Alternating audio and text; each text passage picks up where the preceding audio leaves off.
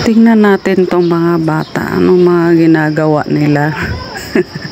Nagbabanding yung magpipinsan. Yan. Ganito kasi wala nang pasok sa eskwela. Yan. Ganito ginagawa nila. Minsan mga magpipinsan. Pero ano ba tong hinaharbis, hinihimay nila? Tingnan natin. Oh, mani. Nag-harvest sila ng mani. Nag-harvest sila ng hindi nila tanim. Lagot kayo sa nagtanim niyan. Eh, nagsala yung harvest din? Mani. Oh. Mani. Hindi lang tanong dili. Nanay. Mani. Pinira to. Nakangaling, tinanong. Tinanong, kami nag-harvest. Nanay. Kami nag-harvest. Mani. Ito na po, naluto na po. Ang mani po. Ito na mani po, may ulam. Sarap po. Ito po, kulay purple.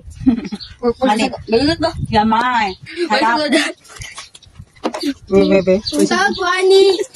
Mani po. Ito po, kulay violet po. Kulay purple. Mani po. Ay, mani. Alam mo niya. Tada. Bebe, ahatin be. Hindi ko lang natin. Violet. Purple. Uy, what's that?